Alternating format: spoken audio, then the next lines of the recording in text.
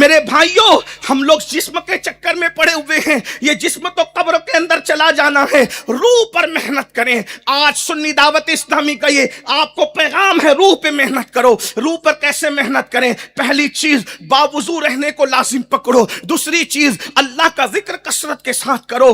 ذکر الہی روح کی غذا ہے، ذکر الہی روح کی غذا ہے۔ جتنا ذکر کثرت سے کرو گے روحانی طاقت بڑھے گی۔ اب میں ابھی روحانی طاقت کا ذکر کرتا ہوں آپ کے سامنے آگے۔ روحانی طاقت کیا ہے؟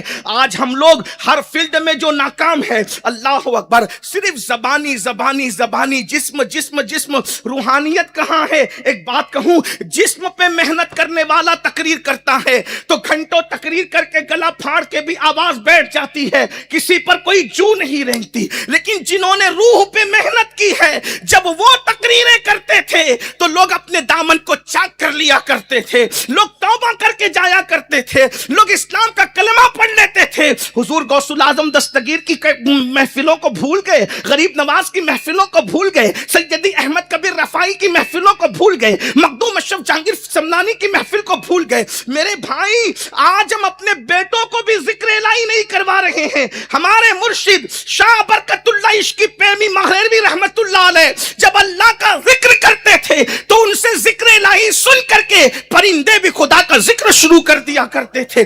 جس کی گلی کے پرندوں کو بھی ذاکر بنایا ہے، یہ روحانی طاقت کی برکت ہے۔ آج اس امت کے پاس روحانیت کا خاتمہ ہو گیا، بلکہ روحانی سلسلہ جو ہے وہ بہت منقطع ہو گیا ہماری زندگیوں سے۔ تو اللہ کا ذکر کرو۔ ایک بات بتاؤں، جو اللہ کا ذکر کرے گا وہ کسی غیر کا ذکر کیوں کرے گا؟ آج ذکر الہی ختم ہوا تو غیبت شروع ہو گئی، ذکر الہی ختم ہوا چغلی شروع ہو گئی، ذکر الہی شروع ہوا اس کی بات شروع ہو گئی۔ میرے بھائیوں، ہمارے اسلاف یہ سب نہیں کرتے تھے۔ ذکر اللہ کرو، زبان سے کرو، اتنا کرو، فرمایا حدیث پاک میں آتا ہے، اللہ کا ذکر اتنی کثرت کے ساتھ کرو کہ لوگ تمہیں ذکر کرتا دیکھ کر دیوانہ سمجھنے لگے، لوگ تمہیں پاگل سمجھنے لگے۔ کثرت سے اللہ کا ذکر کرو۔ اس کے بعد خدا کے ذکر کے ساتھ درود شریف کی کثرت بھی ہونی چاہیے، تلاوت قرآن بھی ہونا چاہیے۔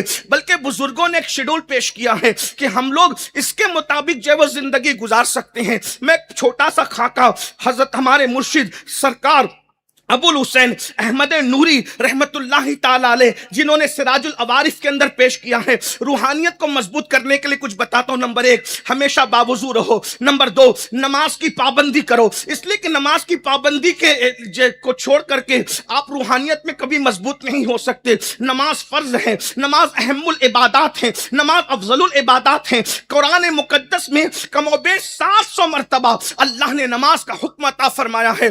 یہ مت سوچنا کہ روحانیت نماز کو چھوڑ کے ملے گی، کبھی نہیں ہو سکتا، اس لیے کہ روحانیت اور نماز کا بڑا مضبوط رشتہ ہے۔ میرے بھائیوں، تو یاد رکھیے، نماز کی پابندی ہو، اس کے بعد ہر نماز کے بعد کوشش کرو پنج گنج قادریہ پر عمل کرنے کی، کیونکہ حضور غوث الاعظم دستگیر سے یہ عمل منسوب ہے۔ جیسے فجر کے بعد 100 مرتبہ یا عزیز و یا اللہ، ظہر کے بعد 100 مرتبہ یا کریم و یا اللہ، عصر کے بعد 100 مرتبہ یا جبار و یا اللہ، مغرب کے بعد 100 مرتبہ یا ستار و یا اللہ، عشاء کے بعد 100 مرتبہ یا غفار و یا اللہ۔ یہ صغیر ہے اور کبیر بھی ہے، وہ آپ وہاں دیکھ سکتے ہیں سراج العوارف کے اندر، دلچسپی ہو تو اس طرف توجہ کریں۔ اس کے بعد پھر جو ہے سونے سے پہلے 3 مرتبہ سورہ مزمل شریف کی تلاوت کر لیں۔ یہ وہ عمل ہے، فرمایا، جو سونے سے پہلے 3 بار سورہ مزمل پڑھتا ہے، روحانیت کا بڑا معاملہ اس کا ہوتا ہے، شرح صدر نصیب ہوتا ہے، دل میں نور آتا ہے اور اللہ اس کو وہ مقام عطا کرتا ہے، جو دعا کرتا ہے قبول ہوتی ہے۔